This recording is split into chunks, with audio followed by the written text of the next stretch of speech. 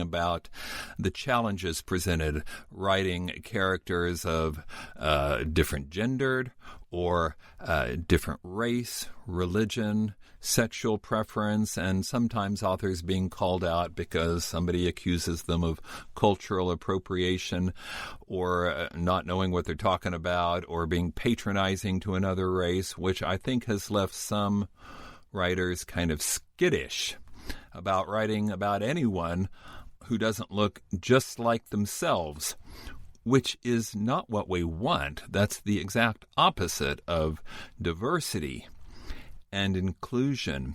Anyway, I was triggered. The idea for this section was triggered by an article I read. It was written by a woman named Penny Jolson, and you can find that at We Need Diverse Books.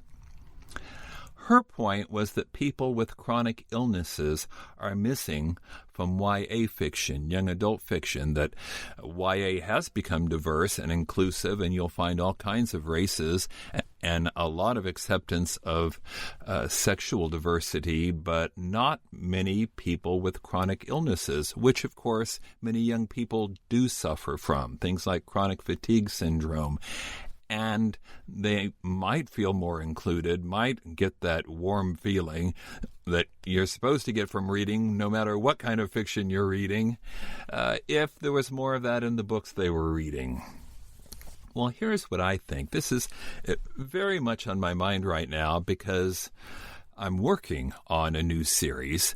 As some of you know, the sixth book, the sixth and final of this Daniel Pike set has not come out yet, but I'm already way beyond that. And I've been creating a new cast of characters. And you want to be diverse and inclusive, but not just do it for the sake of doing it, not resort to tokenism. I think we've all in recent months seen too many TV shows or whatnot where the gay relationship or the trans character seems tossed in just to be there, but it doesn't really have any inherent relevance to the story being told. I think what you want to do is be inclusive where it's natural to the story you're telling, but make it count. Not just there for the sake of being there, but make it important to the story you're telling, which you can do by shaping the story correctly. This is really no different from what I said many years ago when I wrote creating character and perfecting plot, that I don't believe that, for instance, literary fiction is character-driven and popular fiction is plot-driven. I think it's all character-driven, but you still need to tell a story. It's just a question of finding characters that people can relate to and coming up with something that's meaningful. Those two are two sides of the same coin. The character has to fit the plot, and the plot has to fit the character. And if you're putting in a character that doesn't really have anything to do with the plot, it's a mistake.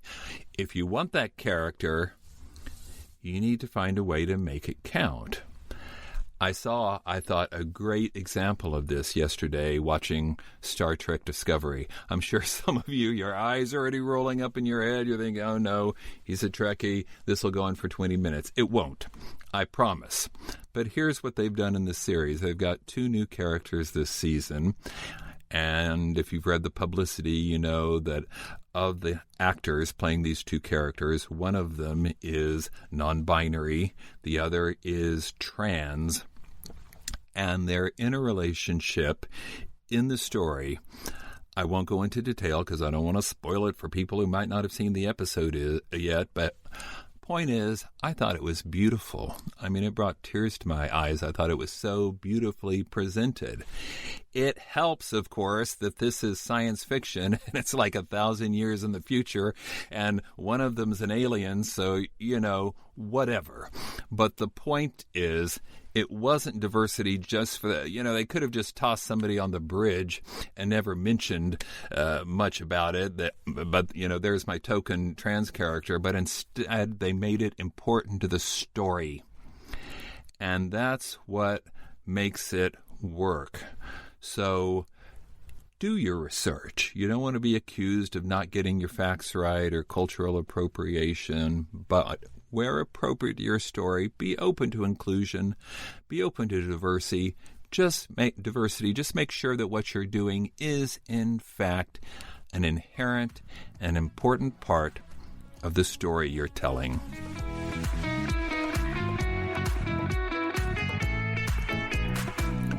My interview this time is with J.A. Ludwig, somebody I've had the pleasure of knowing and working with for some time. I couldn't have been more excited when her first book, Bloodfall Arena, was published.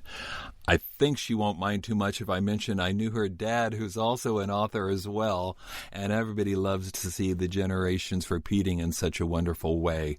But focus on J.A. right now, because Bloodfall Arena is a terrific book, and the next book in this series, Blood Embers, will be out early in 2021. Here's what she has to say about becoming an author. Jennifer, thanks for being on the podcast. Hi, I'm very excited to be here. Is it all right if I call you Jennifer? I know you're using initials as your book title author, but I just don't think I can sit here talking to you and calling you J.A. That's fine. That doesn't seem right. All right. Traditional first question. If you could give an aspiring writer one piece of advice, what would it be? I think the biggest one that was helpful to me was don't worry about having that first draft be perfect. Just get it out. Because a lot of people as they're writing the first draft, they start questioning everything. They're like, oh, this isn't good. I shouldn't even bother. But just keep going. Nobody's first draft is perfect. Everybody looks back on their first draft and they're like, who wrote this? This is awful. And then you're like, oh, wait, I wrote it. That's right.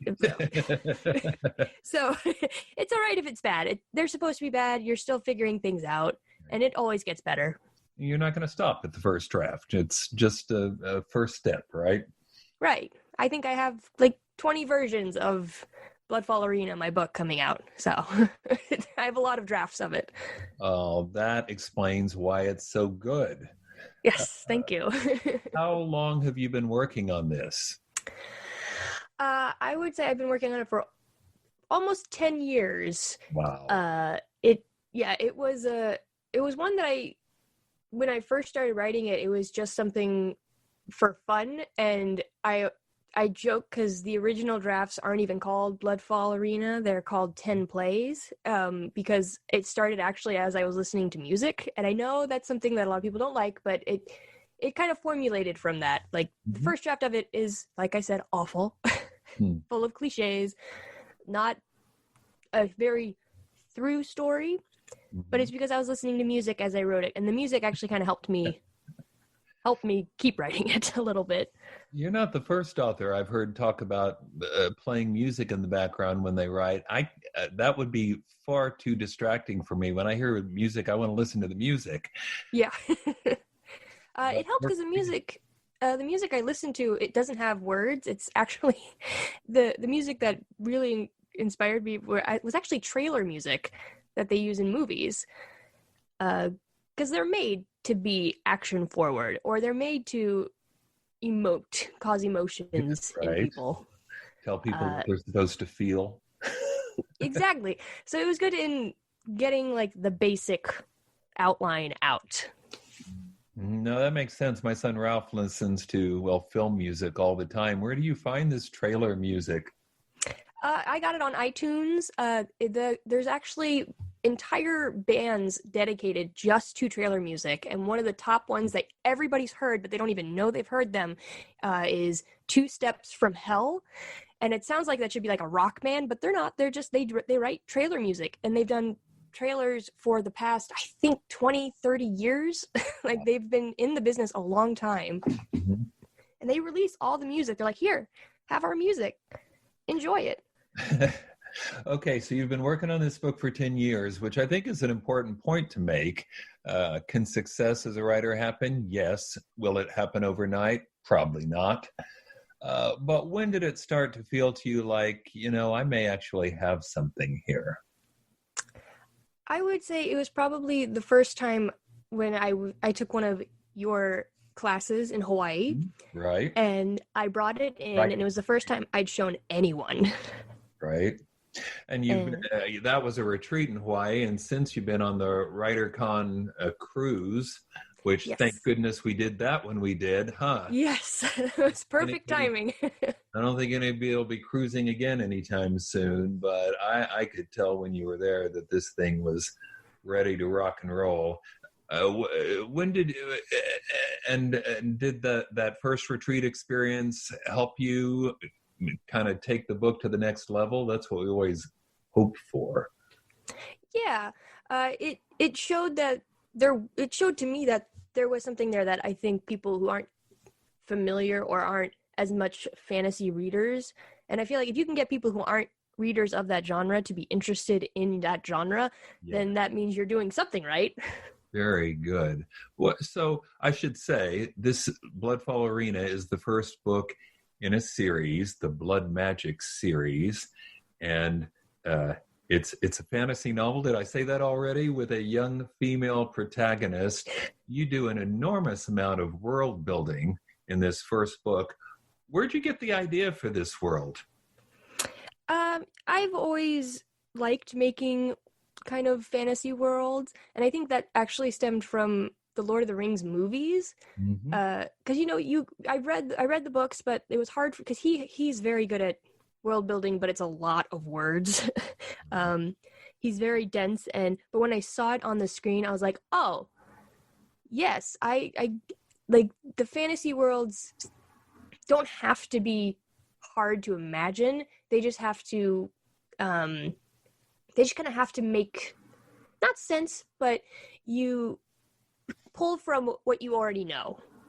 Because really, fantasy worlds are just kind of mirrors of our world, just made more fantastical in a way. Right. Like a lot of the places and you'll see this in, like, Game of Thrones is a great example. It's basically Europe.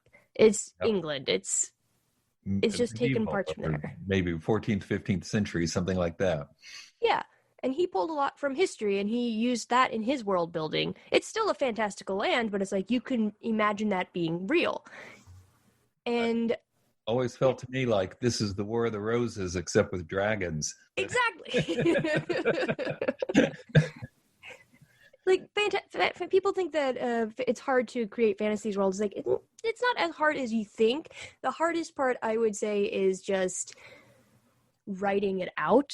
Mm-hmm. And I have a lot of, that's not in the book, I have a lot of descriptions that I did as kind of exercises, because I figured if I can write them in the story, I should be able to write like not entire history, but, be able to write what I think like a particular part looks like that maybe they're not going to see a lot of. Mm-hmm. Sure. But you know it, right? Yeah, but I know it, which makes it feel more real when I just write about it in like one sentence. Like, you mentioned the Lord of the Rings films. Have you always been a fantasy reader?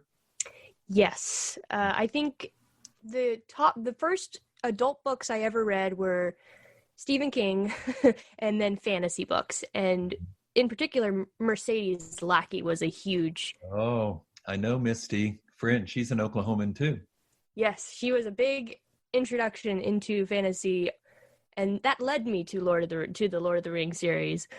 But I think her book covers always got me because they were so beautiful pieces of artwork, and she's had, I think, the same book cover artist her entire career.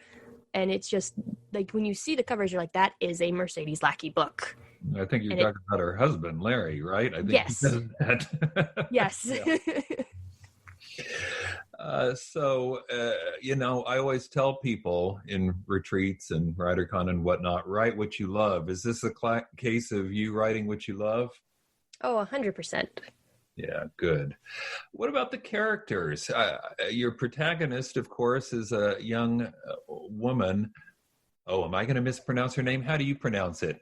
I pronounce it Aya Flandine, but I'm not a stickler if people mispronounce the names, because fantasy likes to have some crazy names sometimes. Well, that's the problem. If it were Karen, I'd know how to pronounce it. Yeah. Aya. Okay, great. How did you come up with her? I think she started She actually kind of started not as she is now, obviously, but